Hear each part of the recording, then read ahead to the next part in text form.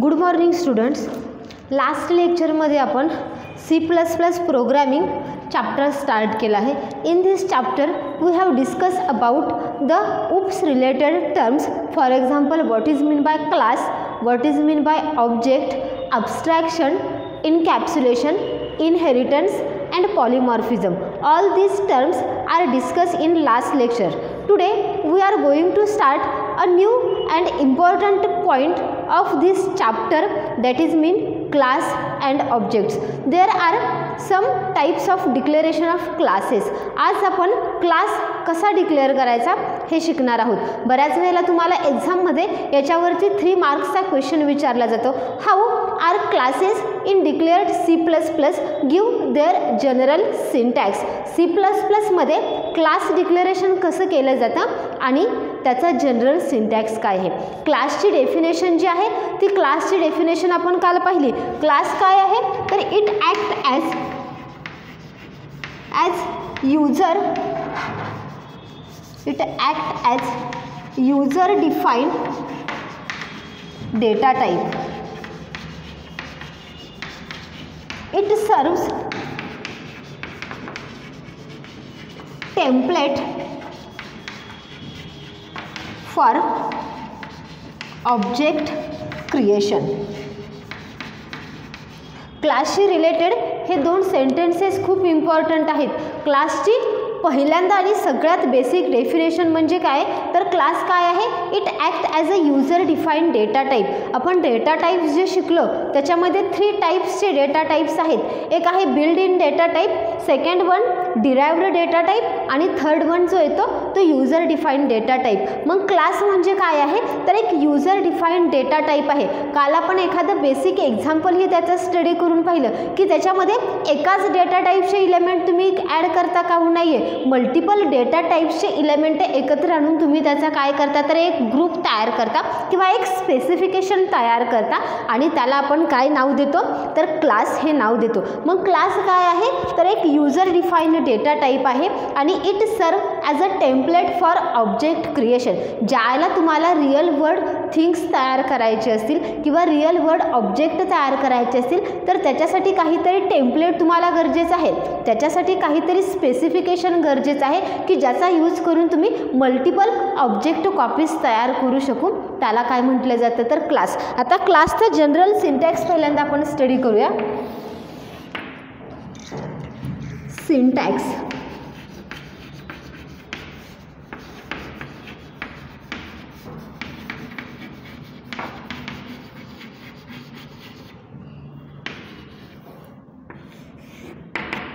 Class declaration it starts with the keyword class. क्लासचं declaration ज्याला केलं जातं त्याला त्याच्यासाठी जो कीवर्ड वापरला जातो तो आहे क्लास. आपण कीवर्डची लिस्ट जी आहे ती लास्ट इयरला स्टडी केली होती. त्या लिस्टमध्ये तुम्ही परत एकदा चेक करा की क्लास हा कीवर्ड आहे की नाही. मग पहिलं गोष्ट तुमच्या लक्षात आली का की ज्याला तुम्ही एखादा क्लास डिक्लेअर करता त्याला त्याच्यासाठी पहिल्यांदा कीवर्ड वापरला जातो तो क्लास. आता after that class keyword use class name. आता कीवर्ड दिल्यानंतर तुम्ही कोणत्या टाईपचा क्लास डिक्लेअर करणार आहे किंवा कोणत्या टाईपचा क्लास तुम्हाला डिझाईन करायचा आहे त्या क्लासचं नेम तिथं तुम्हाला मेन्शन करायचं आहे. फॉर एक्झाम्पल, जर मला स्टुडंट क्लास डिक्लेअर करायचा असेल तर मी क्लासला नाव देणार आहे स्टुडंट. फॉर एक्झाम्पल, जर मला एखादा एम्प्लॉई क्लास डिक्लेअर करायचा आहे तर माझं क्लास नेम येणार आहे employee. Class name must starts with alphabet character. ज्या पद्धतीनं व्हेरिएबल डिक्लेरेशनसाठी फर्स्ट लेटर हे अल्फाबेट कॅरेक्टरच यूज केलं जातं, सेम त्याच टाईपनं ज्याला तुम्ही क्लासला एखादं नाव देता त्याला ते नेम अल्फाबेट कॅरेक्टरनंच स्टार्ट झालं पाहिजे. After that use opening curly bracket. Opening curly brackets indicate the start of class definition. Opening curly bracket काय मेन्शन करतात तर क्लासची डेफिनेशन स्टार्ट झालेली आहे आणि closing curly bracket and semicolon represent the termination of class. म्हणजे class त्याच्यानंतर क्लासचं name opening curly bracket त्याच्यानंतर ज्याला क्लासची डेफिनेशन क्लोज करायची असेल त्याला क्लोजिंग कर्ली ब्रॅकेट आणि सेमिकोलन इथं खूप इम्पॉर्टंट आहे. सेमिकोलन काय स्पेसिफाय करतं तर तुमचा क्लास काय झालेला आहे, टर्मिनेट झालेला आहे. आता ही झाली क्लासची बॉडी किंवा क्लासची डेफिनेशन. आता या क्लासच्या डेफिनेशनमध्ये 3 पॉईंट्स खूप इम्पॉर्टंट आहेत. पहिला पॉईंट आहे त्याचा access specifier. Okay, access specifier colon data member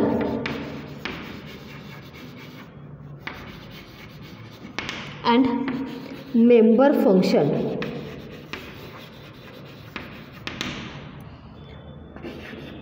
Access specifier, data member and member function.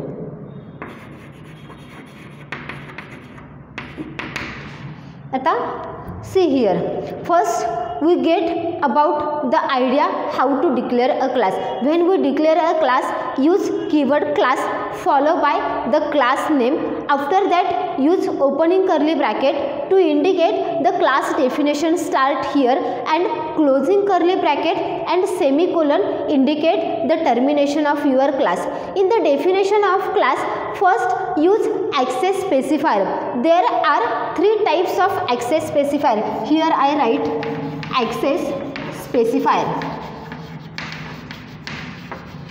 First access specifier is private. Second one is protected. And third one is public. Use any one of these access specifier. You can use private access specifier, you can use protected access specifier, and you can also use a public specifier. If you want to use these all 3 access specifiers in your programs, you also can do that. जर तुम्हाला एकाच access specifier use करायचं असेल तरी तुम्ही use करू शकता. एखाद्या प्रोग्राममध्ये जर तुम्हाला 2 access specifierची गरज असेल, you can do that. If you want to use all these 3 access specifier, then you do that. तुम्हाला पाहिजे ते access specifier तुम्ही तुमच्या प्रोग्राममध्ये यूज करू शकता. आता firstly see the meaning of these 3 access specifier. First upon, when we declare no any access specifier in your class declaration, the default access specifier is private. See, ज्याला तुम्ही तुमच्या class डिक्लेरेशनमध्ये किंवा क्लास डेफिनेशनमध्ये कोणत्याच access स्पेसिफायरचा use करत नाही, त्यावेळेला जो default access specifier use केला जातो तो कोणता आहे, private. And when we use the access specifier is a private, then all these data members and data functions which are belong to these access specifiers have the scope within the class definition. This sentence is most important. बघा, ज्यावेळेला तुम्ही access specifier हा private use करताय त्यावेळेला त्या access specifier मध्ये जे declare केलेले डेटा मेंबर्स आहेत आणि डेटा फंक्शन्स आहेत त्याचा स्कोप हा ओपनिंग कर्ली ब्रॅकेट आणि क्लोजिंग कर्ली ब्रॅकेट हा म्हणजे क्लासची जी काही डेफिनेशन आहे त्याच्यापुरताच त्याचा स्कोप काय होतो, मर्यादित होतो. त्याच्या outside of that class we can't access this private data members and this private data functions. It get an error message. So when we want to use the access specifiers to data members, use public access specifier. ज्यावेळेला तुम्हाला private data member function जर तुम्ही use केले तर त्याचा scope हा त्या क्लासच्या डेफिनेशन पुरताच मर्यादित राहतो. क्लासच्या डेफिनेशनच्या बाहेर गेल्यानंतर तुम्ही त्या ॲक्सेस करू शकत नाही डेटा मेंबर्स. दुसरा आहे प्रोटेक्टेड. आता प्रोटेक्टेड ॲक्सेस स्पेसिफायर कधी यूज केला जातो तर ज्याला आपण इनहेरिटन्स शिकणार आहोत त्याला मोस्ट ऑफ टाईम जे व्हेरिएबल्स आहेत ते प्रोटेक्टेड डिक्लेअर केले जातात. ज्याला तुम्ही प्रोटेक्टेड डिक्लेअर करता त्याला ते जनरेशन वाईज काय केले जातात, डेटा मेंबर्स आणि मेंबर फंक्शन्स जे आहेत ते कॅरी केले जातात त्या जनरेशननुसार. आणि थर्ड ॲक्सेस स्पेसिफायर जो आहे तो आहे public access specifier. When we declare the access specifier as a public, the data members and member functions which are belong to this public access specifier are get access outside the class definition. बघा, ज्यावेळेला तुम्ही access specifier हा public use करताय त्यावेळेला त्याच्यामध्ये जे declare केलेले data members आहेत आणि मेंबर फंक्शन्स आहेत त्यांचा स्कोप हा त्या क्लासच्या डेफिनेशनच्या बाहेरही मर्यादित राहतो. इथं तुमची क्लासची डेफिनेशन सुरू होते आणि इथं तुमची क्लासची डेफिनेशन कंप्लीट होते. मग ज्यावेळेला तुम्ही private data access specifier use करताय त्यावेळेला त्याच्यामध्ये डिक्लेअर केलेले जे काही व्हेरिएबल्स आहेत ते फक्त एवढ्याच स्कोपमध्ये त्यांना मर्यादा आहेत, तेवढ्याच स्कोपमध्ये तुम्ही त्यांना ॲक्सेस करू शकता. पण ज्याला तुम्ही ॲक्सेस स्पेसिफायर हा पब्लिक वापरता त्याला हा क्लासच्या डेफिनेशनच्या बाहेर जाऊन सुद्धा तुम्ही काय करू शकता, ते डेटा मेंबर्स ॲक्सेस करू शकता, त्यांना व्हॅल्यूज प्रोव्हाइड करू शकता. याच्याशी रिलेटेड काही प्रोग्राम्स आपण स्टडी करणार आहोत की प्रायव्हेट ज्याला तुम्ही एखादा डेटा मेंबर यूज करता त्यावेळेला तो कोणत्या पद्धतीने ॲक्सेस केला जातो. तो जर पब्लिकली ॲक्सेस करायचा तुम्ही ट्राय केला म्हणजेच आउटसाइड द क्लास डेफिनेशन तुम्ही गेल्यानंतर तो ॲक्सेस करायचा ट्राय केला तर तुम्हाला तिथं एरर मेसेज येऊ शकतो. लक्षात आलं की ॲक्सेस स्पेसिफायर म्हणजे काय, तर इथं आपण कालच शिकलो की एम्फॅसिस इज गिवन ऑन डेटा. इथं तुमचा डेटा खूप इम्पॉर्टंट आहे, तो आउटसाइड वर्ड जर गेला तर त्याचा मिसयूज होऊ शकतो. म्हणून डेटाला प्रोटेक्शन देणं गरजेचं आहे आणि डेटाला प्रोटेक्शन देण्यासाठीच इथं काय केलं तर ह्या 3 ॲक्सेस स्पेसिफायरचा यूज केला. जर मी प्रायव्हेट ॲक्सेस स्पेसिफायर यूज केला तर ह्या क्लासच्या बाहेर तो डेटा कुणीही ॲक्सेस करू शकणार नाही. जर मी पब्लिक हा ॲक्सेस स्पेसिफायर यूज केला तर मात्र ह्या क्लासच्या बाहेरचा सुद्धा एखादा इन्स्टन्स त्या क्लासमधला डेटा मेंबर्स जे आहेत ते ॲक्सेस करायचा प्रयत्न करेल. म्हणून मोर सिक्युरिटी डेटाला देण्यासाठी इथं काय केले जातात तर ॲक्सेस स्पेसिफायर यूज केले जातात. After that what is mean bye data members and member functions. आता डेटा मेंबर्स म्हणजे काय बघा, तर आपण जे नॉर्मली व्हेरिएबल्स डिक्लेअर करतो त्यालाच आपण काय म्हणतो तर ॲट्रिब्यूट्स. काल आपण एक एक्झाम्पल बघितलं की BMW कार किंवा कार ज्याला तुम्ही स्पेसिफाय करता त्याला त्याचे ॲट्रिब्यूट्स कोणकोणते असणार आहे, तो त्या कारचा कलर असणार आहे आणि त्या कारचं मॉडेल असणार आहे, हे त्याचे ॲट्रिब्यूट्स. मग तेच ॲट्रिब्यूट्स म्हणजे काय असणार आहेत आपले डेटा मेंबर्स किंवा त्यालाच आपण इथं काय रिप्रेझेंट करणार आहोत तर ॲज अ व्हेरिएबल्स म्हणून ते आपण घेणार आहोत. आणि मेंबर फंक्शन्स म्हणजे काय, तर जे काही आपण ॲट्रिब्यूट्स यूज करणार आहे त्याच्यामध्ये जे काही चेंजेस होणार आहेत किंवा ते ॲक्सेस करण्यासाठी आपल्याला मेथडची गरज असते. ओके, कार स्टार्ट करायची असेल तर तुम्हाला स्टार्ट नावाची मेथड यूज करावी लागेल. कार स्टॉप करायची असेल तर आपल्याला स्टॉप नावाची मेथड यूज करावी लागेल. म्हणजे त्याचे जे काही डेटा मेंबर्स आहेत ते ॲक्सेस करण्यासाठी आपल्याला काय करावं लागतं, मेंबर फंक्शनचा यूज करावा लागतो. Change in data members also change in behaviour. Data मेंबर्समध्ये जर काही चेंज झाले तर तुमच्या नक्कीच मेथडमध्ये चेंज होऊ शकतात. फॉर एक्झाम्पल आपण स्टुडंट क्लासमध्ये जर मार्क हा एक डेटा मेंबर घेतला, जर तुमचे मार्क इन्क्रीज झाले तर तुमचा स्कोर ॲटोमॅटिक इन्क्रीज होणार आहे आणि जर तुमचे मार्क्स डिक्रीज झाले तर ॲटोमॅटिक तुमचा स्कोर काय होणार आहे, डिक्रीज होणार आहे. म्हणजे ज्या वेळेला तुमच्या ॲट्रिब्यूटमध्ये चेंज होणार आहे त्यावेळेला त्याच्या बिहेवियरमध्ये नक्कीच काय होणार आहे, चेंज होणार आहे. फॉर एक्झाम्पल एखाद्याचा मूड हा काय आहे, त्याचा ॲट्रिब्यूट आहे. तुमचा मूड जर हॅप्पी असेल किंवा तुम्ही जर हॅप्पी असाल तर त्या पूर्ण दिवसामध्ये तुम्हाला नवनवीन गोष्टी शिकण्याचा आनंद मिळतो किंवा तुम्ही अजून काहीतरी करायचा प्रयत्न करता. पण तुमचा जर मूड सॅड असेल तर तुम्ही कोणतीच गोष्ट तुम्हाला करावीशी वाटत नाही. म्हणजे तिथं तुमचा जे काही बिहेवियर आहे ते कशावरती डिपेंड आहे तर तुमच्या मूडवरती डिपेंड आहे. आणि मूड काय आहे तर तुमचा एक ॲट्रिब्यूट आहे की ज्याच्यावरती तुमच्या बॉडी लँग्वेजचं बिहेवियर हे डिपेंड आहे. लक्षात आलं तुमच्या की क्लास डिक्लेरेशन जे आहे किंवा क्लास डेफिनेशन जे आहे ते कोणत्या पद्धतीनं करू शकता. आता इथं तुम्ही तिन्ही ॲक्सेस स्पेसिफायर यूज करू शकता, पब्लिक, प्रायव्हेट आणि protected.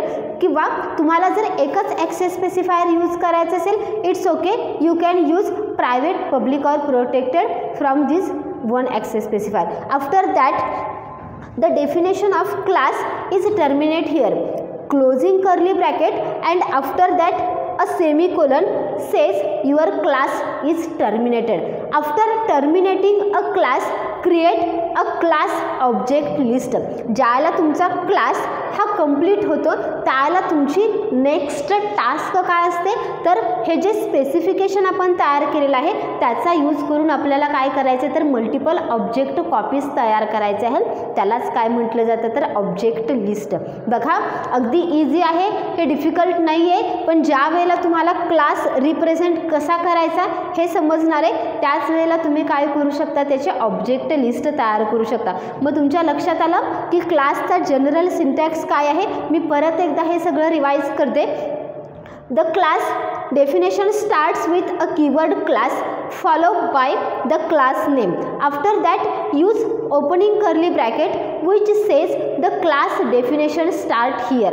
After that use access specifiers to access the data members and member functions which are declared in the class definitions. Use access specifier as a private, protected or public. After that there is a closing curly bracket and semicolon which says the termination of your class definition or completion of your class definition.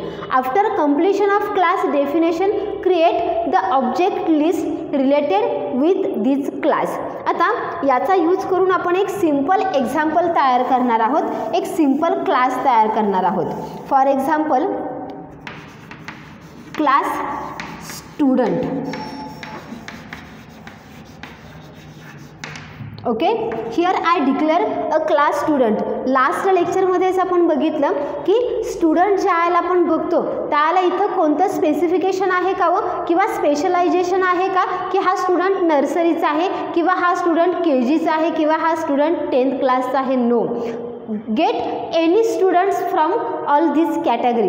कोणताही student represent करण्यासाठी त्याच्या काही characteristics आहेत किंवा त्याचे काही attributes आहेत आणि ते कॉमन ॲट्रिब्यूटलाच आपण काय म्हटलं तर अब्स्ट्रॅक्शन म्हटलेलं आहे. आता इथं स्टुडंट क्लास ज्याला मी डिक्लेअर करते त्याला त्याचे कॉमन ॲट्रिब्यूट्स काय असू शकतात तर everyone student has its own roll number, everyone student have its name, has its mark. Okay, here I declare first access specifier is public. मी याच्यासाठी पब्लिक ॲक्सेस स्पेसिफायर जो आहे जो चूज केला की मला ज्यावेळेला मी प्रोग्रामिंग करेन त्यावेळेला मला कोणत्याही एरर्स त्याच्यामध्ये घ्यायच्या नाही आहेत त्याच्यासाठी मी ॲक्सेस स्पेसिफायर हा पब्लिक यूज करते. Okay, here class definition is end. Okay, access specifier public. आता आपण याच्यामध्ये एकच डेटा मेंबर यूज करूया, रोल नंबर.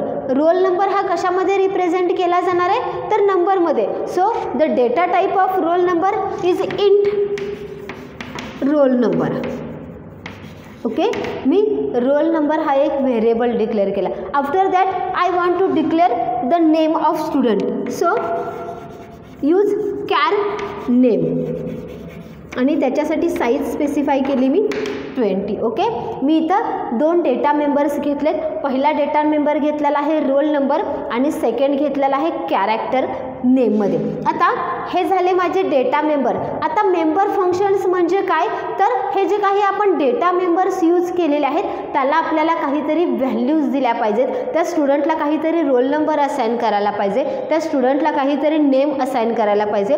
त्याच्यासाठी ही टास्क कुणाकडे परफॉर्म करायला दिली जाते तर मेंबर फंक्शनला ही टास्क दिली जाते. मी फंक्शन लिहिते वॉइड गेट नावाचं, वॉइड गेट. ओके, आता हे फंक्शन ज्याला मी डिक्लेअर करते त्याला त्यांना काय टास्क परफॉर्म करायचे आहे हे इथं मला इनिशियलाइज करायला हवं किंवा हे मला तिथं त्याला सांगायला हवं. आता तुम्ही फंक्शन ज्याला डिक्लेअर करता त्याला त्याच्यासाठी 2 वेने आपण फंक्शन डिक्लेअर करू शकतो. Function declared inside the class definition and function declared outside the class definition. Okay, आता इथं मी एक सिंपल प्रोग्राम राईट डाऊन करत आहे. इथं आपण कोणतेही इनपुट्स वगैरे घेणार नाही आहे, फक्त आपण एक मॅसेज प्रिंट आउट करणार आहे. इथं मी वॉइड गेट नावाची मेथड लिहिते आणि सी आउटमध्ये एक मॅसेज देते क्लास स्टुडंट. ओके, इथं माझं क्लास डेफिनेशन संपलेली आहे. हे इथं क्लास डेफिनेशन टर्मिनेट. ओके, माझा क्लास कंप्लीट झालेला आहे. आता क्लास कंप्लीट झाल्यानंतर नेक्स्ट आपल्याला टास्क काय परफॉर्म करायचे आहे, तर त्या क्लासचा आपल्याला ऑब्जेक्ट तयार करायचा आहे. जोपर्यंत तुम्ही त्याचा ऑब्जेक्ट तयार करत नाही तोपर्यंत त्याची तुम्हाला मल्टिपल कॉपीज मिळणार नाही आहे, तोपर्यंत ॲक्च्युली तो स्टुडंट काय केला जाणार नाही आहे, असाइन केला जाणार आहे. सो हा ऑब्जेक्ट जो आहे तो कुठे तयार केला जातो, तर आपल्या प्रोग्रामचं जे एक्झिक्युशन आहे ते एक्झिक्युशन कुठून स्टार्ट होतं, तर वॉइड मेन फंक्शन जे आहे की जे कोणत्याही प्रोग्रामचा एंट्री पॉईंट असतं. मग हे जे ऑब्जेक्ट क्रिएशनची टास्क आहे ती कुठं परफॉर्म केली जाते, तर वॉइड मेनमध्ये. ओके, वॉइड मेन ज्याला तुमची क्लास डेफिनेशन कंप्लीट होईल त्याच्या खाली तुम्ही वॉइड मेन फंक्शन हे राईट डाऊन करायचे. आणि त्या वॉइड मेन फंक्शनमध्ये आपल्याला काय करायचं आहे, तर ह्या क्लासच्या टाईपचा एक ऑब्जेक्ट तयार करायचा आहे. ज्या पद्धतीनं आपण असं राईट डाऊन करतो की int a is equal to 5. Okay, त्याला ए हा जो व्हेरिएबल आहे तो कोणत्या डेटा टाईपचा डिक्लेअर केलेला असतो, इंटिजर टाईपचा. आता इथं आपण क्लास हा कसा आहे, तर एक युजर डिफाईन डेटा टाईप आहे. मग याचा ज्याला इन्स्टन्स तयार केला जातो त्याला काय म्हटलं जातं, तर ऑब्जेक्ट. मग क्लासचा ऑब्जेक्ट कसा तयार केला जातो, तर त्याच्यासाठी आपण ज्या क्लासचा ऑब्जेक्ट तयार करणार आहोत त्या क्लासचं नेम पहिल्यांदा राईट डाऊन करावं लागणार आहे. Here I create object of the class student. So right class name student and after that use any variables which belong to this class student. त्याच्यानंतर मला एक त्या टाईपचाच व्हेरिएबल डिक्लेअर करावा लागेल की ज्याचा टाईप असणार आहे student class. So here I declare S1. So S1 is a type of student. आता S1 हा जो व्हेरिएबल तयार झालेला आहे तो कोणत्या टाईपचा आहे, स्टुडंटचा आहे, की ज्याला आपण काय म्हणतो, ऑब्जेक्ट ऑफ स्टुडंट क्लास. मग हा S1 काय आहे, तर स्टुडंट क्लासचा ऑब्जेक्ट आहे. आता हा स्टुडंट क्लासचा ऑब्जेक्ट ज्याला तयार होतो त्याला रोल नंबर मिळतो, त्याला नेम मिळतं आणि त्याला ही मेथड आपण कॉल करू शकतो. मग ही मेथड जर मला कॉल करायची असेल गेट नावाची, तर मी इथं राईट डाऊन करते S1 डॉट गेट.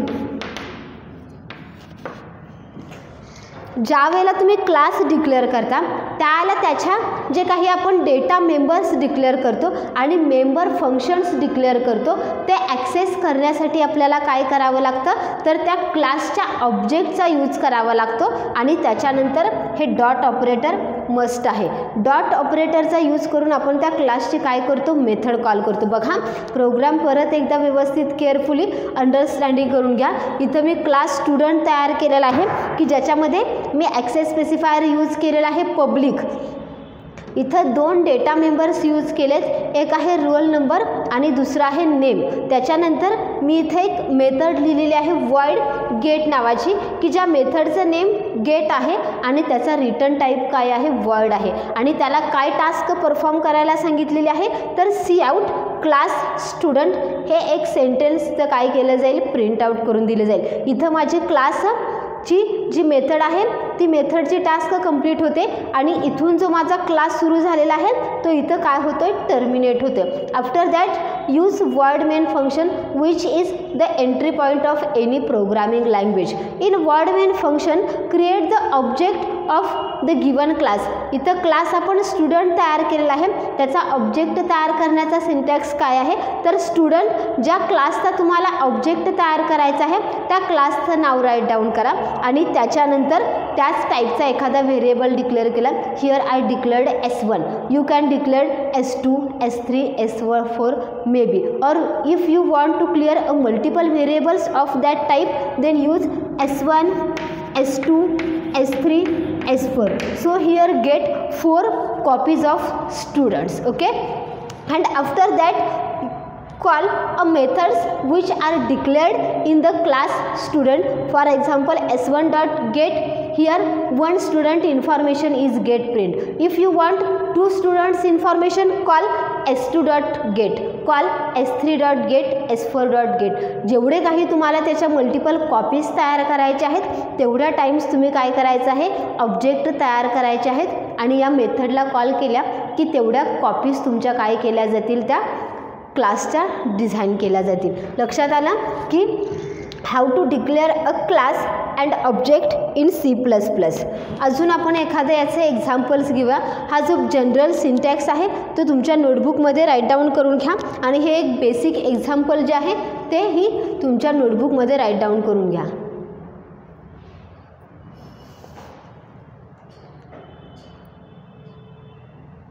ओके. अजून आपण एक सिंपल एक्झाम्पल आपण अजून घेऊया इथे, म्हणजे तुमच्या लक्षात येईल की how to declare a class members and member function.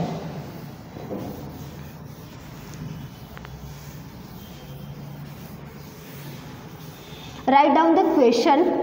Create a class addition which contains the 2 data members and use a function sum to calculate the sum of these 2 numbers.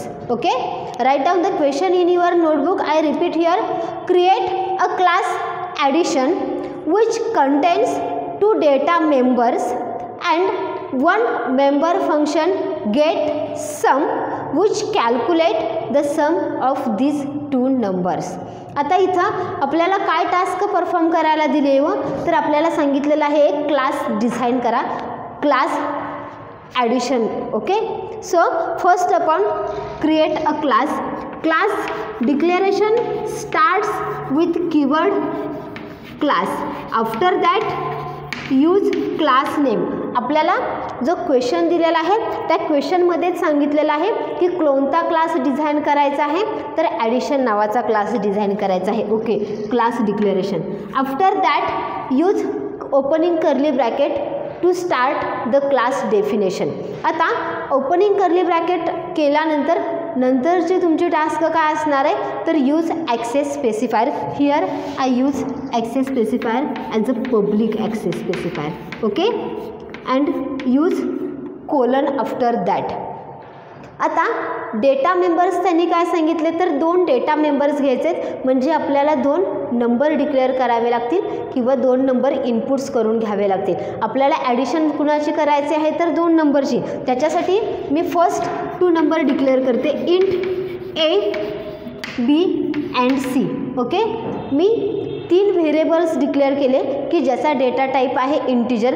मला 2 नंबरची सम करायची आहे, त्याच्यासाठी इंट A हा एक variable लागणार आहे, B हा एक व्हेरिएबल, आणि त्या दोघांची सम स्टोअर करण्यासाठी मी हा C हा व्हेरिएबल डिक्लेअर केला. आता मला काय यूज करावं लागणार आहे, तर फंक्शन यूज करावं लागणार आहे. आपण बघितलं की C++चा फोकस कशावरती आहे, डेटावरती आहे, आणि तिथं तुम्ही मॅनेजेबल प्रोग्रामिंग करण्यासाठी तुम्हाला फंक्शन्स डिक्लेअर करता आले पाहिजेत आणि त्या फंक्शनकडून तुम्हाला ती टास्क परफॉर्म करून घेता आली पाहिजे. इथं मी 2 टाईप्सचे फंक्शन्स यूज करणार आहे, void get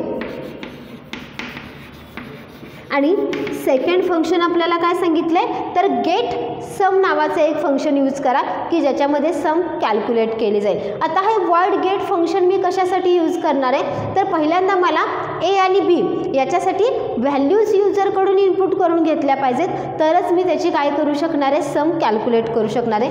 here I will write C out enter value for A. Okay, and this value goes to in variable A from C in A. Here A साठी आपण काय करत आहोत, व्हॅल्यू इनपुट करून घेतली. After that input value for B, enter value for B. Okay, and value goes in variable B by using C in B. Okay, इथं माझं gate जे फंक्शन मी डिक्लेअर केलेलं आहे त्याची टास्क कंप्लीट झालेली आहे. आफ्टर दॅट मला काय करावं लागणार आहे, मला नंबर मिळालेले आहेत, व्हॅल्यूज मिळालेले आहेत, मला त्याच्यासाठी फंक्शन यूज करायचं आहे गेट सम की जे कॅल्क्युलेशन करेल. Here I will write void get sum. ज्याला तुम्ही फंक्शन राईट डाऊन करता त्याला त्याच्यासाठी त्याचा रिटर्न टाईप खूप इम्पॉर्टंट आहे.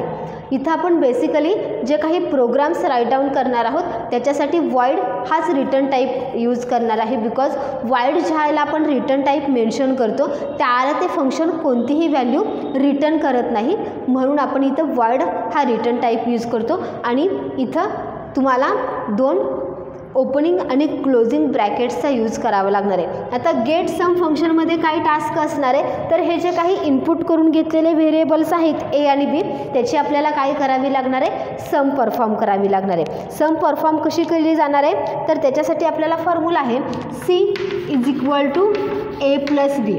आता सीमध्ये सम स्टोअर केली जाणार आहे, ती आपण प्रिंट आउट करूया. Cout sum is equal to C. Okay, here तुमची सम प्रिंट आउट होईल. आता आपण अजून क्लास डेफिनेशन टर्मिनेट केली का नाही आहे. आता आपण आपल्याला दिलेली टास्क कंप्लीट केलेली आहे. So complete here class definition. इथं मी क्लास डेफिनेशन कंप्लीट करते. क्लास डेफिनेशन कंप्लीट झाल्यानंतर माझी इम्पॉर्टंट टास्क काय असणार आहे, तर to create object of that class and object of that class are create in void main function. So here write first void main. void main function right down करा आणि त्याच्यामध्ये तुम्ही जो क्लास तयार केलेला आहे त्याचं एक ऑब्जेक्ट तयार करा. इथं आपण क्लास तयार कोणता केलेला आहे, ॲडिशन.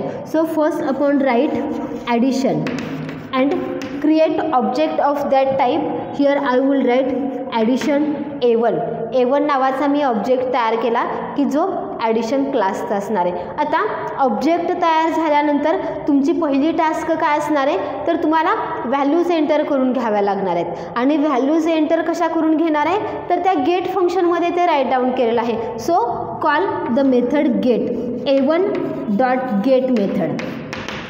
ही मेथड ज्या वेळेला एन्काउंटर होईल किंवा तुमचा प्रोग्रामचा फ्लो ज्या वेळेला इथे येईल त्यावेळेला तो काय करणार आहे, तर जी गेट नावाची मेथड तुम्ही राईट डाऊन केलेली आहे तिथं तो जंप करणार आहे. आणि तिथं जंप केल्यानंतर तिथं जे काही तुम्हाला इनपुट्स करायचे आहेत ते इनपुट्स करून घेणार आहे. त्याच्यानंतर आपल्याला कॅल्क्युलेशन करायचे A1 डॉट गेट सम, की जे आपण गेट सम नावाच्या फंक्शनमध्ये लिहिलेलं आहे. ज्याला हे गेट सम एन्काउंटर होईल त्याला तुमचा प्रोग्राम जो आहे तो सम नावाच्या फंक्शनवरती जंप करणार आहे आणि त्याच्या काही व्हॅल्यूज तुम्ही एंटर करून घेतलेल्या आहेत त्याचं कॅल्क्युलेशन केलं जाईल आणि सम प्रिंट आउट केलं जाईल. After that write get CH and close void main function.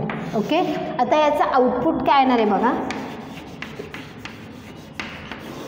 Everyone knows that the program execution it starts from void main function. कोणताही प्रोग्राम ज्याला तुम्ही राईट डाऊन करता त्याला त्याचं एक्झिक्युशनचा एंट्री पॉईंट काय असतो, तर void main. म्हणजे तुम्ही प्रोग्राम हा एवढा मोठा राईट डाऊन केलेला आहे, पण ज्याला तुम्ही तो रन करायला जाणार आहे त्याला त्याचं स्टार्टिंग कुठून होणार आहे, तर ह्या void main फंक्शनपासून. आता void main फंक्शनमध्ये तुमचा स्टार्टिंग पहिला जो आहे तो काय बघणार आहे, की ॲडिशन A1. ॲडिशन A1 म्हणजे काय, तर इथं A1 हा ऑब्जेक्ट तयार केलेला आहे क्लास ॲडिशनचा. तो पहिल्यांदा चेक करणार आहे की क्लास ॲडिशन इथं कुठं डिक्लेअर केलेला आहे का.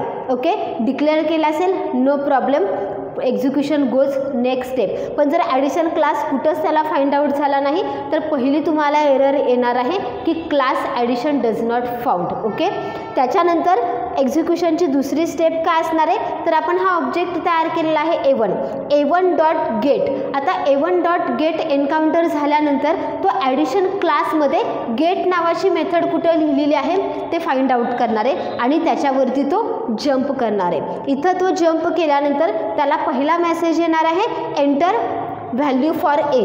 Here write down enter value for A. आणि यूजर काय करणार आहे, तर कीबोर्डच्या आधारे एखादी व्हॅल्यू देणार आहे. मी इथं व्हॅल्यू दिली 10. ओके, की जे A ह्या व्हेरिएबलमध्ये जाणार आहे. After that get message enter value for B. Enter value for B.